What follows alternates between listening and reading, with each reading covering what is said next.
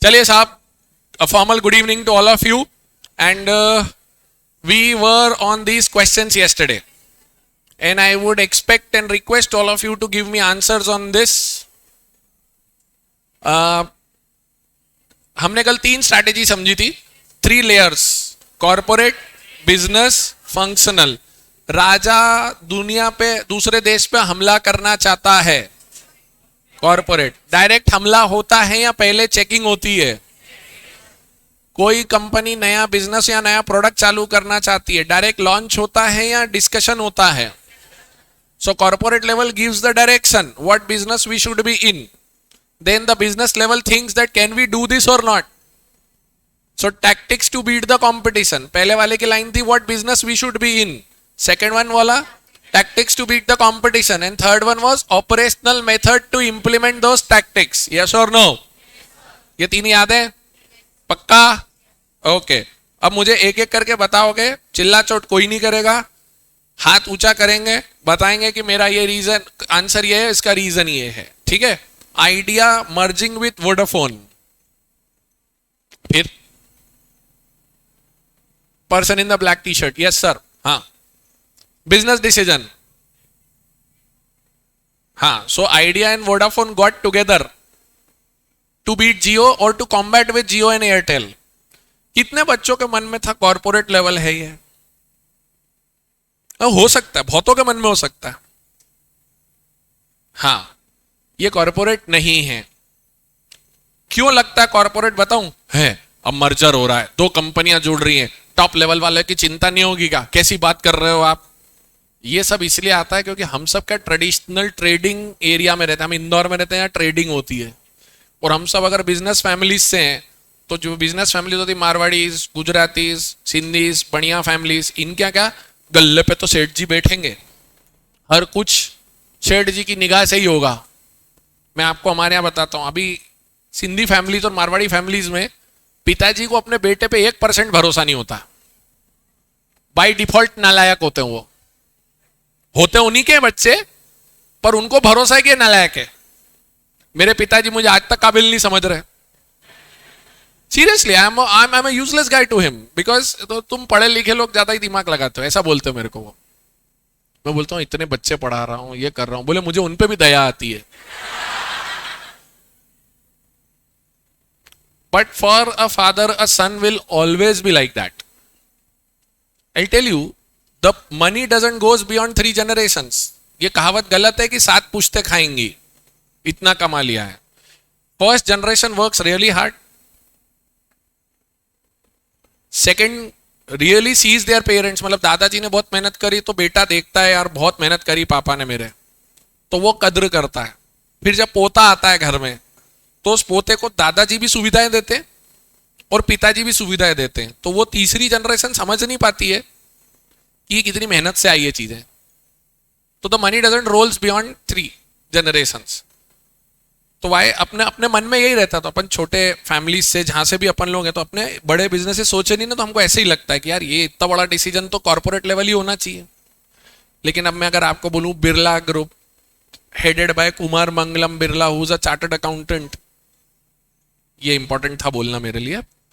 Who is a chartered accountant, he is heading how many things: UltraTech cement, Aditya Birla, fashion, Liva. बच्चियां जानती होंगी लीवा करके एक मटेरियल आता है, फ्लूइडिक मटेरियल इन ड्रेसेस. वो UltraTech cement, Idea cellular, carbon black, पता नहीं कितनी कितनी चीजें. अब इतनी बिजनेसेस के बीच में one of the business is Idea cellular. Kumar Mangalam Birla ने दिमाग तब लगाया होगा जब आइडिया सेल्यूलर शुरू किया होगा. फर्क समझ में आया? So they have got multiple businesses, जिसको हम बोलते हैं portfolio of businesses. So under multiple portfolios there is one business of mobile telephony which Idea is heading. आपके फर्स्ट चैप्टर में उन्होंने एक शब्द यूज किया है आपके मॉड्यूल में, जो बाद में बहुत डिटेल में एक्सप्लेन करेंगे वो लोग.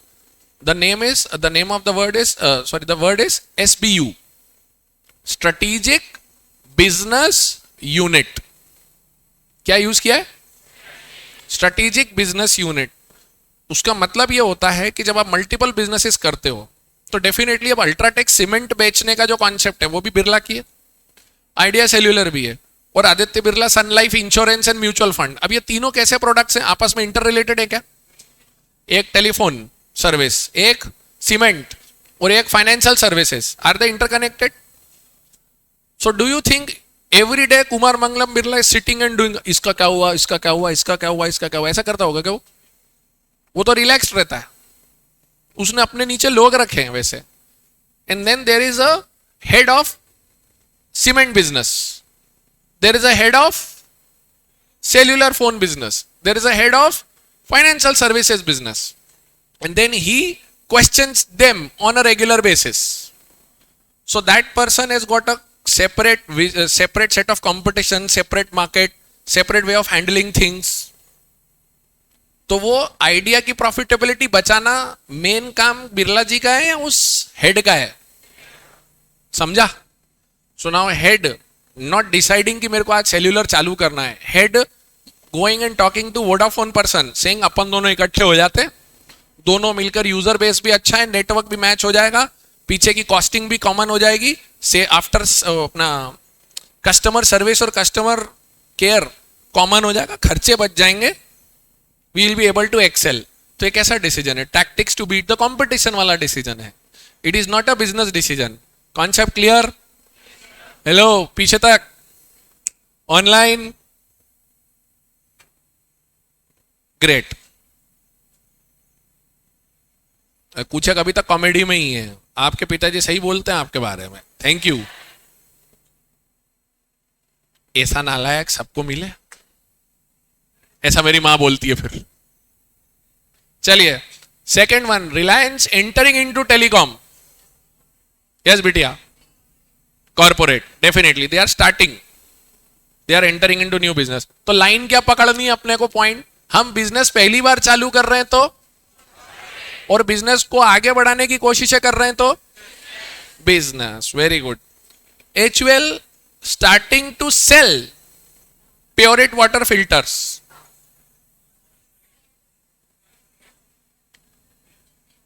कोई हाथ नहीं खड़ा कर रहा? यस बिटिया। फंक्शनल नहीं, इधर भी फंक्शनल है, गलत है। अब बचा क्या? अब तो कॉर्पोरेट तो है नहीं, ये तो पकाते चल गया। कॉर्पोरेट बोला बेटा, नहीं है कॉर्पोरेट। रीजन, अब तो बचा ही बिजनेस। तो बिजनेस क्यों? यहां बच्चे डिबेट कर सकते हैं मुझसे लैंग्वेज पकड़ के। स्टार्टिंग टू सेल मतलब आप ऑलरेडी डिसाइड कर चुके हो, अब आप सिर्फ बेचना शुरू कर रहे हो। तो बच्चे ने शायद इसलिए फंक्शनल लिया। फंक्शनल क्या है? Operational method to implement the tactics decided by business level. वो लाइन पकड़ो। तो मैं अभी कैसे, कौन से चैनल से बेचूंगा, दुकान से बेचूंगा, डीलर से बेचूंगा, ऑनलाइन बेचूंगा, वो ऑपरेशनल मेथड्स हैं। तो ये तो बिजनेस में मतलब मैंने डिसीजन ले लिया, अब मैं चालू कर रहा हूं। So it's a business decision कि अब मैंने सेल्स चालू करी। HUL का वाटर फिल्टर पता है कि नहीं तुमको? प्योरेट ऐसा हुआ था, स्टैंड अलोन। वो ऊपर से ऐसे पानी डाल दो, टप टप टप करके फिल्टर होता रहता है। हॉस्टल वाले यूज करते हुए दिखे मेरे को आज तक वो सब चीजें। घर में तो नहीं यूज होती, घर में तो लगता है एक्वा गार्ड या Kent R O, one of them. अच्छा अगला, तो एक मिनट आंसर लिखता भी चलू ना मैं, फिर बाद में। पहला वाला क्या था? बिजनेस। एक मिनट, चल भाई। अरे ये बिजनेस था, ये कॉर्पोरेट था, ये बिजनेस हुआ। हाँ, HUL starting Ayurvedic range Ayush, वो बच्ची सबसे एंड में। हाँ, थोड़ा जोर से बोलना पड़ेगा बिटिया। कॉर्पोरेट, कोई बात नहीं, कोई बात नहीं। उसके पास में बिजनेस लॉजिक। थोड़ा जोर से।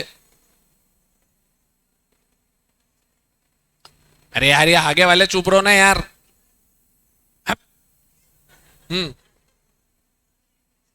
नहीं आ रही आवाज यार भाई।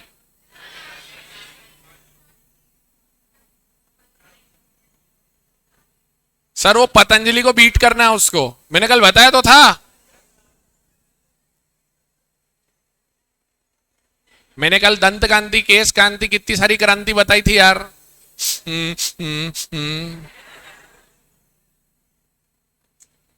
अच्छा चलो, HUL साबुन, टूथपेस्ट पहली बार बना रहा है क्या, कि पहले से बनाता आया है? आपको पता तो है ना HUL कौन है? Hindustan Unilever limited. प्रैक्टिकली आप जो भी सब यूज करते हो वो उन्हीं का बनाया हुआ है। पेप्सोडेंट उनकी है, क्लोजअप उनकी है, और अभी इन्होंने सिबा का वेद शक्ति निकाल दी, वो भी उनकी। अगर आप नहाते हो तो तमाम साबुन उनके। आप वो क्रीम लगाते हो, लैक्मे उनका, fair glow and lovely, sorry fair and lovely नहीं, ग्लो एंड लवली उनका, पॉन्ड्स उनका, डव उनका, हिमालय उनका नहीं है।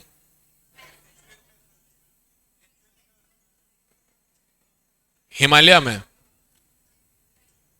शर्त लगी?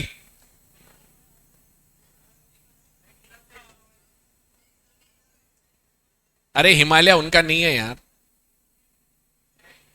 पैंटीन उनका नहीं है, व्हाइट टोन भी उनका नहीं है, वैसलीन उनका है, सर्फ एक्सेल उनका है, रिन उनका, व्हील उनका, सिंथॉल गोदरेज का है। अब तुम मेरा टेस्ट ले लो है ना बेटे, बेटे चेक करो इसको आता है कि नहीं आता है। मान ले भाई बोल रहा हूं तो डेटॉल रैकेट बेनकिंसर का है? जॉनसन अलग कंपनी है, तू बेबी सोप से ऊपर ही नहीं आ रहा है। ये अभी भी सॉफ्ट सॉफ्ट स्किन हो रही है इसकी। अरे भाई सुनो, HUL पहले भी ये सब बना रहा था, अब ये पतंजलि आया, और जो कुछ लोगों के ट्रस्ट इश्यू इतने, वो सब चेक कर रहे हैं मोबाइल ओपन करके। तुमको मेरी शक्ल देख के लगता नहीं मैं चार्टर्ड अकाउंटेंट हूं? सर आप कहते हो, पर आपके पहनावे और हरकतें देख के तो लग नहीं रहा है। मेरे सब्जेक्ट मुझे ये परमिट करते हैं कि मैं थोड़ा सा लिबर्टी ले पाता हूं। भाई मान लिया करो। देखिए भी मान नहीं रही, अभी चेक किया इसने।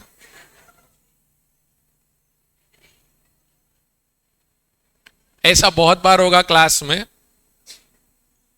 तो आपको भरोसा करना पड़ेगा, और मैं पढ़ाई करके आता हूं, ठीक है?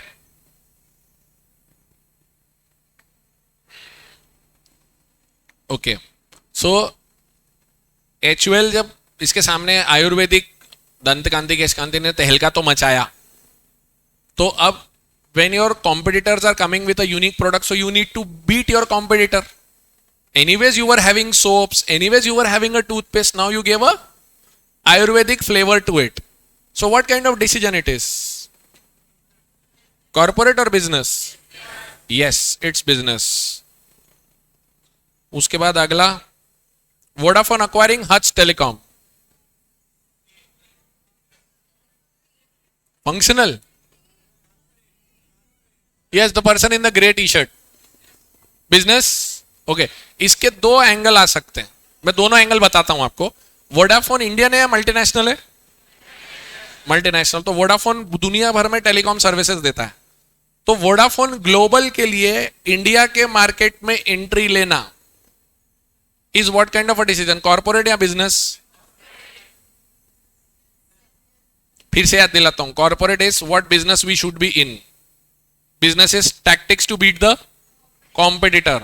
So once I am sitting Vodafone head office global, मैं Vodafone global में हूं, 50 कंट्री में काम चल रहा है, मेरे को मेरी टीम आके बोलती sir India is also a good market, तो मैंने बोला चलो इन्वेस्ट करते और इंडिया में काम चालू करते। तो is it a corporate decision और अ बिजनेस डिसीजन?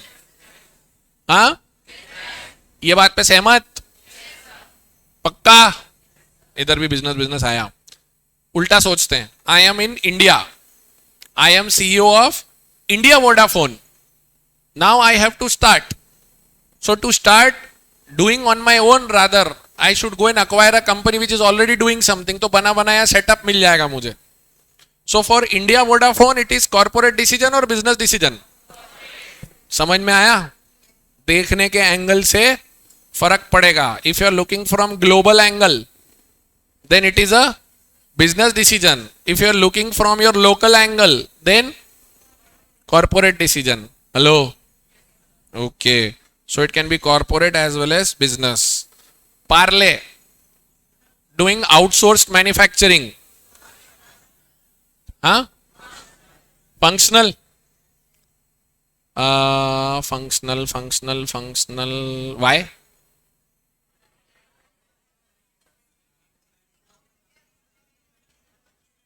अच्छा, आउटसोर्स करने का बेसिक लॉजिक क्या है? Why do you outsource?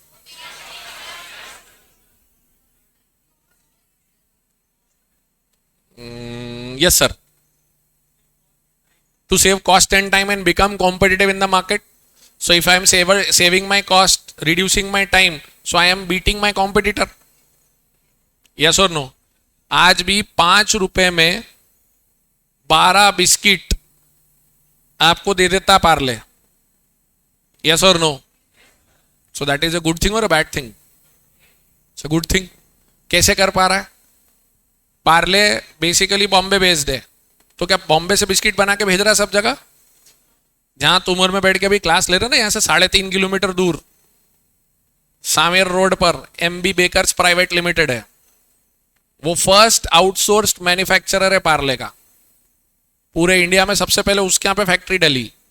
And he gave such a beautiful output with consistent quality that today Parle is not doing 1, 2, 3 but more than 200 locations across the country biscuit bana ke. So that is what is happening. So what Parle did by deciding on outsourcing, कितना risky काम है सोचो. मेरे biscuit बनाने की recipe मैं आपको दे रहा हूं, मतलब मेरा सीक्रेट दे रहा हूं. पार्ले ने किया, वो सक्सेसफुल हुआ. आज 5 रुपए में बाकी सब लोग बिस्किट नहीं दे पाते क्योंकि वो अकेला दे पाता है, क्योंकि उसकी कॉस्टिंग कम है. So deciding on outsourcing is corporate, business या फंक्शनल? सोचो सोचो. है बिजनेस. दिमाग की हो गई दही.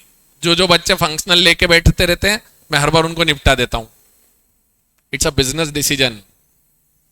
अब कुछ बच्चों के दिमाग में क्या चलता है मैं बताता हूं. अब 2 बचे, एक तो फंक्शनल होगा ही होगा. ये स्कूल वाली आदत है. अब ये सर बोल रहे हैं मतलब नहीं होगा, देख लेना. एक तो रखा होगा सर ने, है ना. देखते हैं देखते हैं. रीजन नहीं आया समझ में? फिर से बोल देता हूं. आउटसोर्सिंग जब करते हो तो तुम प्रोडक्ट दूसरों से सस्ता बनाते हो. दूसरों से सस्ता बनाओगे तो सस्ता बेचोगे, तो कंपटीशन में तुम पीछे रह गए या आगे आ गए. तो when I develop tactics to beat my competitor. So that is what decision बेटा. बिजनेस. अभी क्लियर है? ओके. एयरटेल. अच्छा, अभी यह देखा है आपने, कोई भी टेलीकॉम कंपनी कोई भी एक नई स्कीम लाती है तो दूसरी कंपनी सेम स्कीम 2 दिन में ले आती है. आया ना? अभी आपके साथ अत्याचार हुआ होगा थोड़े दिन पहले, जो आपके प्राइसेस बढ़ा दिए गए मंथली पैक के.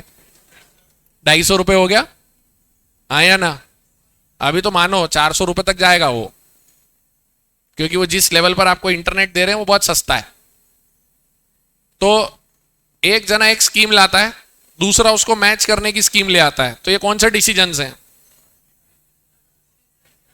आई am handling my competition. So पक्का क्लियर? अब तो कोई डाउट ही नहीं है. लास्ट वाला तो फंक्शनल होगा ही होगा. नहीं है.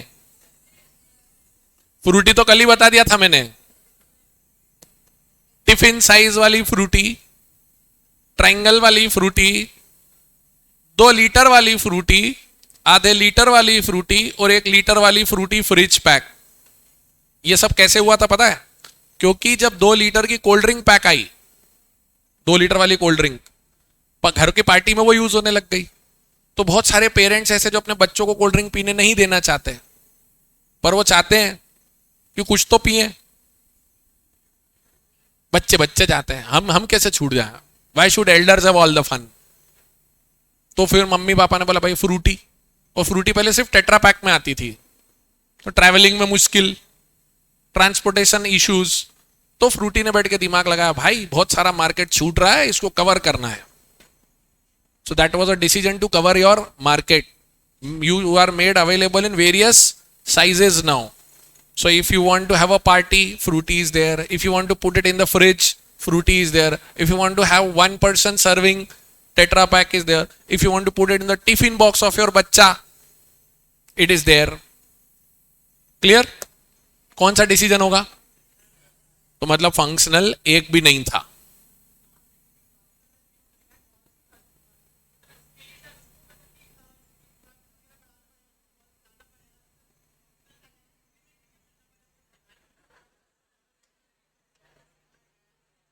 एक मिनट.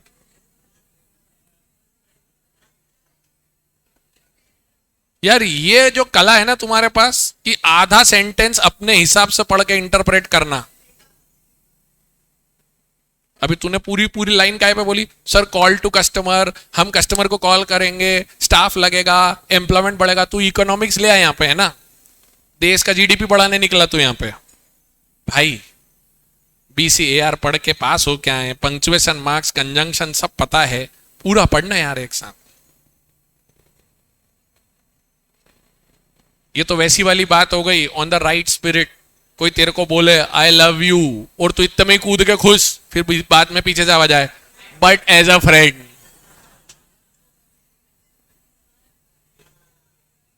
पूरा पढ़ना यार. Airtel giving a new scheme of data and calls to customer. तो इसमें कस्टमर को कॉल थोड़ी ना करेंगे, फीचर्स आ जाते हैं आजकल. तो क्या इंप्लीमेंट करेगा? मार्केट में तूने बोल दिया हमारा नया पैक आया है, अनाउंस कर दिया, सारे यूजर्स को SMS भेज दिया. आप जितने प्रीपेड कस्टमर्स हो, जैसे ही कोई नया पैक या नई स्कीम आती है आपको मैसेज आ जाता है. इसमें क्या करना?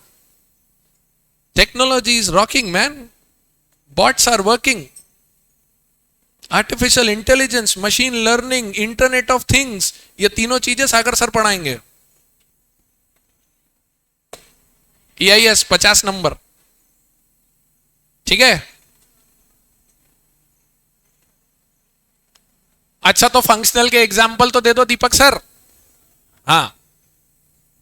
I was using a transporter company A.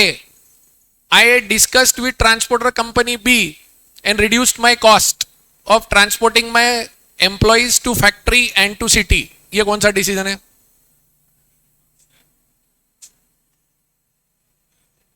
हैं? अब ये फंक्शनल है.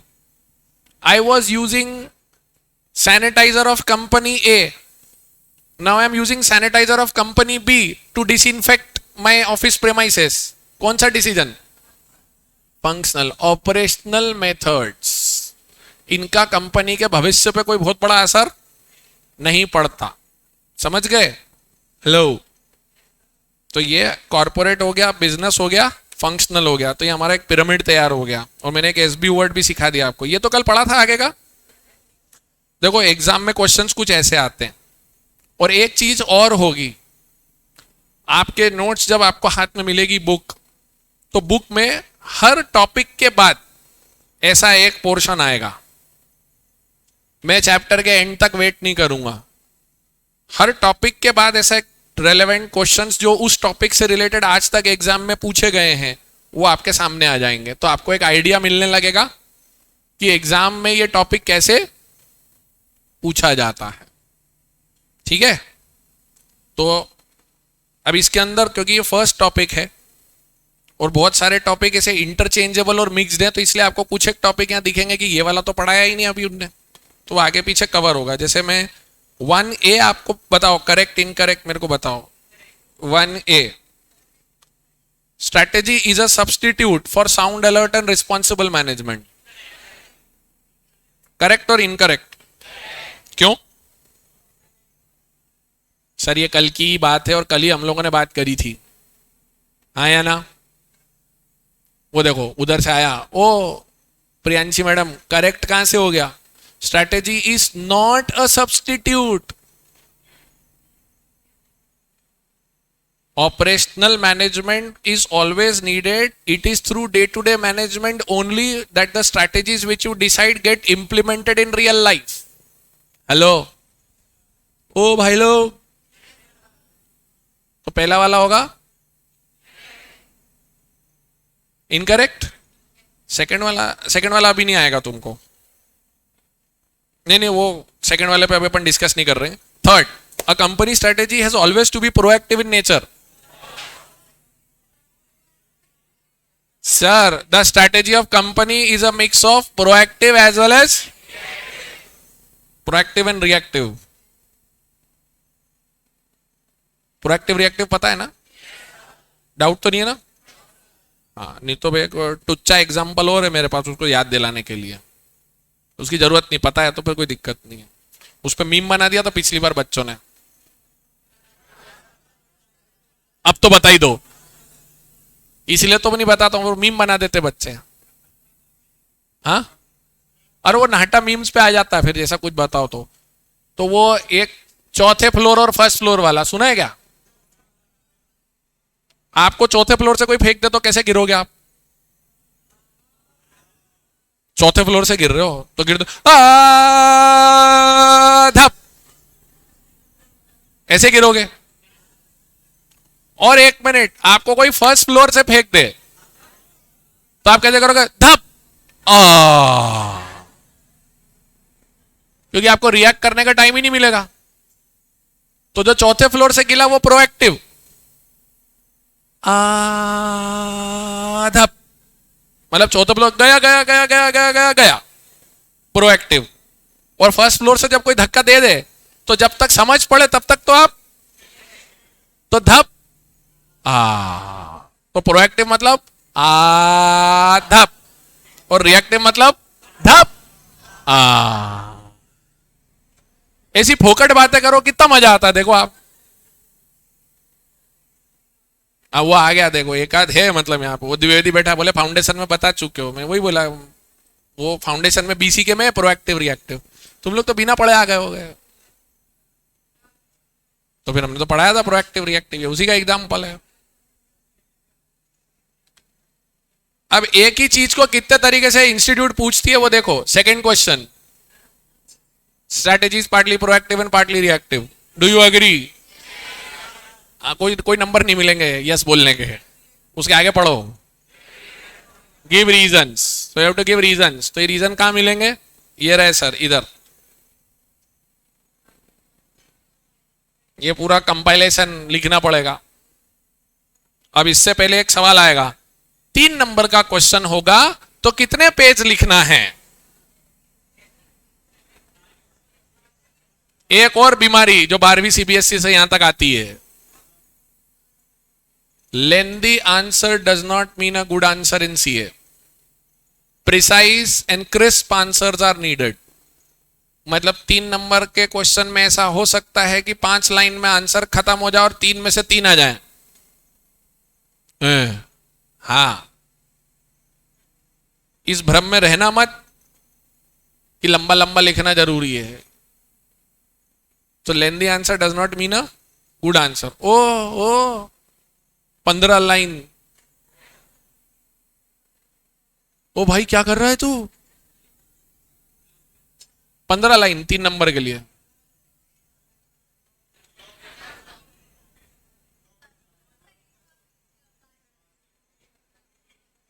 एसएम में ऐसा कुछ भी नहीं है।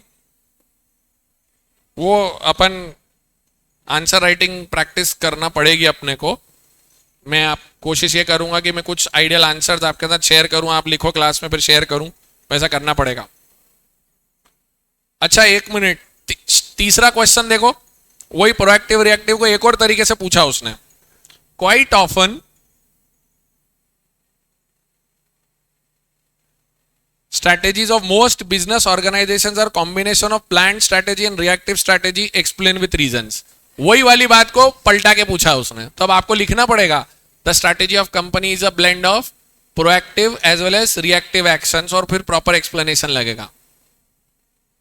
उसके बाद चौथा क्वेश्चन तो तुम लिख सकते हो अब, distinguish between 3 levels of strategy formulation.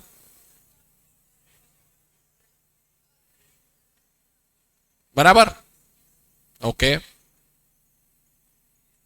उसके बाद in your view what is the role of corporate level managers in strategic management? ये लाइन तो पकड़ लिया, what business we should be in, उससे काम हो जाएगा क्या? Sir they basically decide the direction of the company. They decide where the company wants to head in the long term.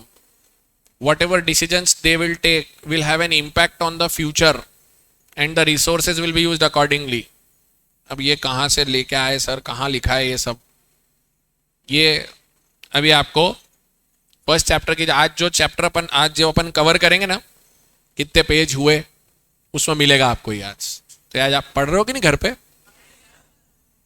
पढ़ रहे हो ना? ठीक है. फिर छठा क्वेश्चन सिमिलर है. List the different strategic levels in organisation. Again corporate business functional. Okay, उसके बाद ये नहीं आएगा अभी, ये तो वो 12th क्लास वाला आंसर है, इकोनॉमी ऑफ स्केल. फाउंडेशन में था ना? हाँ, मतलब वो 12th क्लास फाउंडेशन में आ रहा है तो उन्होंने डाल दिया. आप पूछ लेते कई बार ऐसा चीजों. अब आते हैं, इनसे मिलिए आप. Shri Shri 1008 Peter F Drucker ji, पितामह ऑफ स्ट्रैटेजिक मैनेजमेंट. इनका अच्छा आप एक बार बताओ. Now we have spend a couple of hours और more than 2 hours with strategic management, understanding what it is all about. ये आबरा कडाबरा गिली गिली छू टाइप का कोई मैजिकल बॉक्स है या सोच समझ के दिमाग लगाने वाली चीज है? इनका ये सेंटेंस है, strategic management is not a box of tricks और a bundle of techniques. It is analytical thinking and commitment of resources to action. जब राजा बोलता है हमें हमला करना है, तो हम बोलते हैं ना, अनाज भी होना चाहिए, पैसा भी होना चाहिए, दवाइयां भी होना चाहिए, सब कुछ होना चाहिए, तब लड़ाई लड़ सकते हैं. प्रोडक्शन चाहिए, फाइनेंस चाहिए, मार्केटिंग चाहिए, एचआर चाहिए, सब एग्री करें तो प्रोडक्ट लॉन्च करें, नहीं तो possible. So it's not a bundle of tricks और technique, it's analytical thinking and commitment of resources to action. इन्होंने 1-2 बार इस सेंटेंस को ट्विस्ट किया, ट्रू फॉल्स बना के भेज दिया, फिल इन द ब्लैंक बना के भेज दिया एमसीक्यू में. सो मेरी बार बार रिक्वेस्ट है, रोज जो 2-3 पेज दूंगा वो पढ़ते रहना, ऐसी चीजें बहुत निकल के आएंगी. अब आता है एसएम का main purpose. In this hyper competitive world, सब उससे पहले सॉरी एक लाइन है, हम कितना ही अच्छा सोच लें, कितना ही अच्छा प्लान कर लें, आखिरी में काम तो वही आता है कि हमने क्या किया.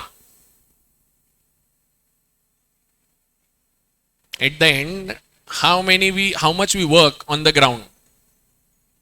मतलब अब जैसे मैंने आज बोला 2 सेंटेंस अपने ऊपर से लिखते जाना, मैंने बोल दिया, आप में से कुछ बच्चे खुश हो गए, कुछ ने इधर थैंक यू भी बोल दिया, किसी काम का नहीं वो थैंक यू, तब तक इंप्लीमेंट नहीं होता. और इंप्लीमेंट 1-2 दिन नहीं, it should become a habit, then it will help.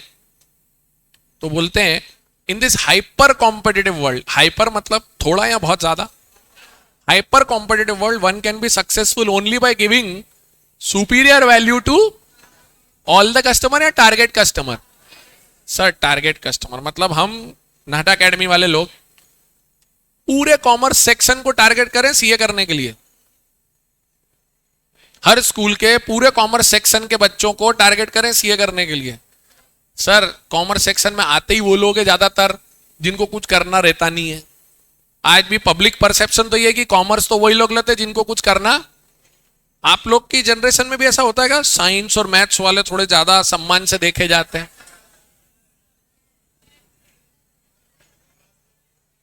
उनसे ज्यादा मेहनत कर रहे हैं अपन लोग. पर यही तो जाके बताना है दुनिया को, मेरे को बाहर. तो चक्कर क्या होता है, हम लोग अच्छा do you really think NATA academy should advertise on Regal talkies hoardings, newspaper ads?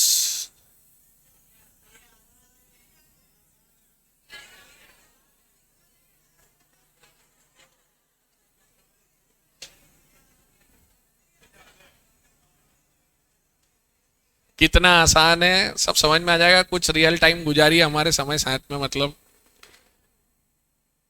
आपको टारगेट ऑडियंस पकड़ना पड़ेगा ना, target customer base. Piyush Bansal gave a really good insight because Shark Tank is very popular now and Piyush Bansal has earned a lot of respect as compared to Ashnir Grover. So Piyush Bansal कि LinkedIn profile पे ये लिखा हुआ है, और पीयूष बंसल ने अपना एक पोस्ट लिखा था, बोले Lenskart is successful as per people, but people are coming up and saying what next for Lenskart? Can you do this? Can you do that? Can you do this? बोले my thought is very clear. Piyush Bansal बोलता है क्या? बोले why doesn't anybody goes and questions Maruti what next for you? Why doesn't anybody goes and questions Indigo Airlines what next for you? But everybody comes and questions us what next for us? बोले if Maruti can become a household name of cars, so that has not happened in 1 year or 5 years. It has taken like 40 years to develop that level of economies of scale, efficiency and capability that they are the synonym name of cars, family cars. And they don't do anything extraordinary. They have been making cars, they are making cars, they will be making cars. Indigo doesn't do anything special in airlines, but only 3 things: on-time performance, professional service and proper working and reasonable ticketing. वो अपने मौके पे पैसा लेता है, but Indigo airlines में आप जाते हो तो आपका कोई स्वागत ऐसे नहीं करते, आइए आपका इंतजार था, ऐसा तो कुछ भी नहीं करता है। उसकी कितनी इंपॉर्टेंट बात बोल रहा है वो, जो मेन काम है उसके एक्सपर्ट बनो ना। And then he says I want Lenskart to become the synonym of eyewear in India. So for next 10 years, 15 years, I would like to do this only. And I would like to become a Maruti of eyewear. I would like to become an Indigo Airlines of eyewear. Focus clear है। दुनिया पैसा आ गया, successful होगा तो और क्या से नहीं होता, एक ही चीज से होता है। So in this hyper competitive world, I am coming back to this line. Hyper competitive, one can be successful only by delivering superior value to target customer. आप जब आप बिस्किट खाते हो, I was served a biscuit right now in the evening when I brought a cup of coffee for myself. उस biscuit के अंदर आप जैसे गुड डे बिस्किट खाते हो तो उसके अंदर एक प्लास्टिक ट्रे होता है आजकल। वो प्लास्टिक ट्रे क्यों होता है? ताकि बिस्किट चूरा ना हो जाए। But do you really think putting that plastic tray will generate additional sales? But anybody who is coming to buy a 10 rupee good day or a 20 rupee good day for 10 biscuits, 2 रुपए का एक biscuit खरीद रहा है वो आपका, उसको experience नहीं देना है क्या? So putting a tray in a biscuit pack is superior value to target customer. Putting a lamination below a soap, Vim bar, बर्तन धोने वाला। लॉकडाउन में बर्तन नहीं धोए क्या? मैंने तो धोए, पापा ने धोए, अच्छी बात है। आपने उनको धोते देखा? साबुन देखा? वो साबुन में नीचे लैमिनेशन आता है आजकल। अब एक बात बताओ, कॉस्टिंग समझते हो, प्रोसेस समझते हो आज की तारीख में? If I want to laminate a soap, as good as I am asking a raincoat to be done on a soap, मैं साबुन को रेनकोट पहना रहा हूं, पैसा लगेगा, एडिशनल कॉस्ट लगेगी। और जो कस्टमर तुम्हारा साबुन खरीदता था 15-20 दिन में वो साबुन खत्म कर देता था, तुमने उसको लैमिनेट करके दिया, वो साबुन अब 35 दिन चलेगा। इतना बेवकूफी भरा काम क्यों करने का?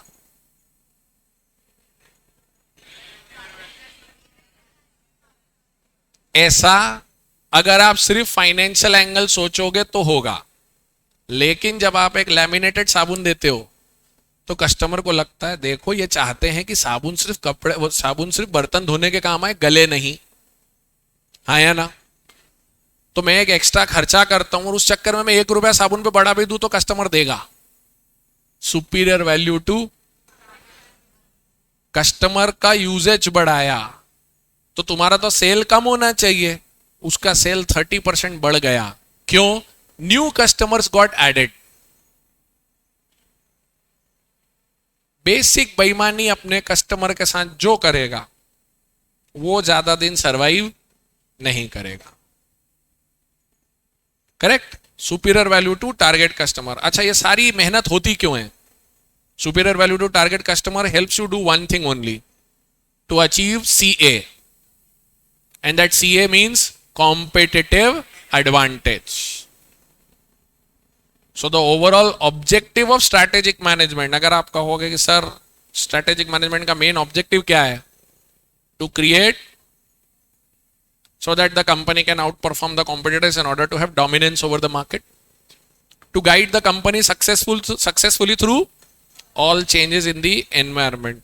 आपके मन में ऐसी कोई कंपनी आती है जो बदले समय के साथ खुद को बदलते हुए चल रही है और बाकायदा आज भी रेलेवेंट है पुराने टाइम से?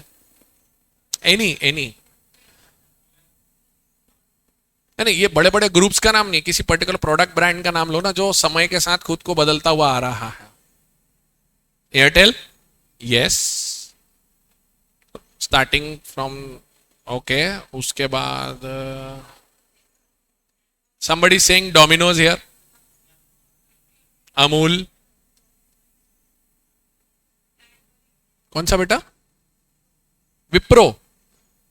हाँ, विप्रो टेक्नोलॉजीज में बहुत आगे आया है, सिवाय सॉफ्टवेयर के बहुत सारे काम कर रहा है वो अभी। सो समय के हिसाब से खुद को बदल रहे हैं। I am avoiding to use names called Parle, Tata, ये इतने बड़े बड़े नाम है कि वो तो जेनरिक है, बट आप देखो कैसे लोग अपने आप को लगातार परिवर्तित कर रहे हैं, क्योंकि वो लाइन सबसे इंपॉर्टेंट है चार्ल्स डार्विन के स्टेटमेंट से। नीचे पढ़ो, इट्स नॉट द फास्टेस्ट और the strongest that will survive, those who can change and adapt are the ones who will survive. Many businesses have become extinct because of not being able to manage the changes in the business environment. For example, Reliance Telecom, Anil Ambani वाला, then Kodak. Kodak जानते हो?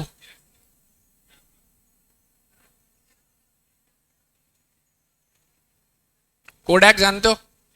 दुनिया को photography उसने सिखाई थी और उसके पास रिसर्च टीम गई, बोले sir people are talking about digital photography, and who invented the first digital camera? Kodak. But the top level said, जब तक हाथ में फोटो प्रिंट होके नहीं आता ना तब तक कोई फोटो देखता नहीं है। ये टॉप लेवल का व्यू था। अब समझना what business we should be in. Kodak was a very profitable company. Kodak diverted all the effort in improving the quality of films. आज भी तुम्हारे मेरे जो एक्सरेज होते हैं ना उसकी फिल्म कोडैक देता है। तो कैमरे के रोल से लेके एक्सरे फिल्म्स तक कोडैक का काम है, लेकिन कैमरा रोल तो पूरा खत्म। उसके बाद कोडैक का पेपर आता था जिस पर आप फोटो प्रिंट करते थे, वो भी खत्म। और आज की तारीख में तुम्हारी जनरेशन को किसी को गिफ्ट देना रहता है तो तुम फोटो प्रिंट करा के देते हो, अदरवाइज तो एवरीथिंग इज डिजिटल, और उस डिजिटल के ऊपर इंस्टाग्राम जैसा बिजनेस है। So whole things have changed. Inventor भी भूल गया कि अरे गलत कर गया मैं। नोकिया, आपके पापा का फर्स्ट फोन नोकिया रहा होगा, and he would still swear by the quality of Nokia कि यार सबसे बढ़िया फोन नोकिया के आते थे। लेकिन समस्या यह है नोकिया बदला नहीं, for no reason they went of the market. तो डार्विन का सब, अरे ओ सो अरे मैं क्या बोला, भूल गया यार मैं। हाँ, चार्ल्स डार्विन। तो डार्विन की स्ट्रैटेजी है सर, इसको ना आप लोग स्कूल में सुनोगे, survival of the fittest. Her business में कॉकरोच जैसा गुण होना चाहिए। क्या बोला मैंने? कॉकरोच। कॉकरोच वो प्राणी है जो डायनासोर के जमाने से लेके अभी तक जिंदा है। क्यों? क्योंकि वो खुद को हर जगह अडेप्ट कर लेता है। डायनासोर के ऊपर भी उड़ लेता था, माइक्रोवेव के अंदर भी घूम लेता है, नालियों में भी बैठा रहता है, रात को जब किचन की लाइटें बंद होती है तो घूम के बाहर पार्टी करने आ जाता है, उड़ के कभी भी हमारे कमरे में आ जाता है, और फिर हमारे भाई बहन हम लोगों को उसकी मूंछ पकड़ के से डरा अलग देते हैं।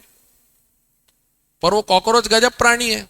अच्छा, ऐसा दिल फेंक है उसके अंदर 8 दिल होते हैं। क्या फ्लर्ट आदमी, सोचो आप। 8 दिल होते हैं उसके। अब मैंने बिजनेस को कॉकरोच क्यों बोला ये बताओ।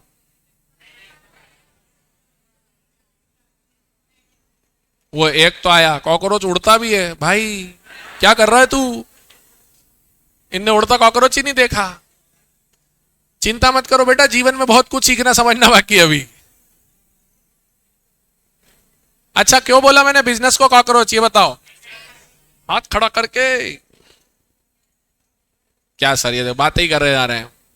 Y a business should be like a cockroach, business में कॉकरोच जैसे गुण क्यों होना चाहिए। Yes sir, in the black T shirt, adaptive to changes in the environment. थोड़ा सा और डिटेल दो ना मेरे भाई। यस एसवी बेटा, उसी की बात को तूने दूसरी इंग्लिश में बोल दिया। If you want to stay in the market you should adapt. अरे थोड़ा और, तेजी हो मंदी हो, बिजनेस बहुत अच्छा चले, बिजनेस बिल्कुल कम चले, कुछ ऐसी चीजें बिजनेस में होना चाहिए कि ये माल तो बिकता रहेगा, ये सेल तो आती रहेगी, so that your business continues to survive. आज आप कितना ही सब कुछ कर लो, रिलायंस के पास खदान है पैसा कमाने की, और उस खदान का नाम है रिफाइनरी बिजनेस, जहां से इतना पैसा कमा के वो जियो में लॉस लीडर बन के गेम खेल रहा है।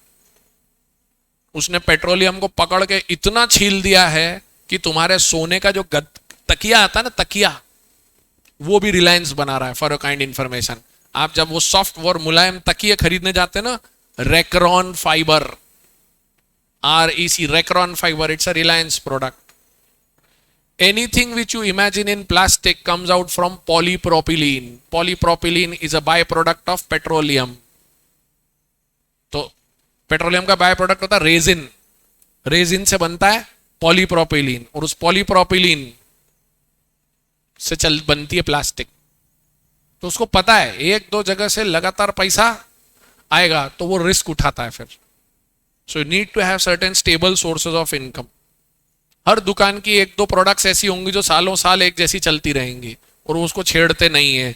वो नटराज पेंसिल होती है, वो पार्ले जी का बिस्किट होता है, बेसिक डेयरी मिल्क होती है, अमूल का बेसिक बटर होता है 100 ग्राम का, ये छेड़ा ही नहीं जाता है।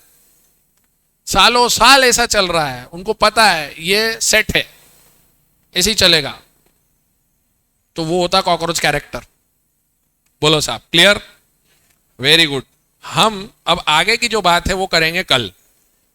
आज हम कितना पढ़ लिए पहले ये बता दो बस, स्टडी मटेरियल वाइज देखें जरा। पेज नंबर कहां तक आ गए? एक मिनट दो मेरे को स्टडी मटेरियल, नहीं तो मैं गलती नहीं कर दूं।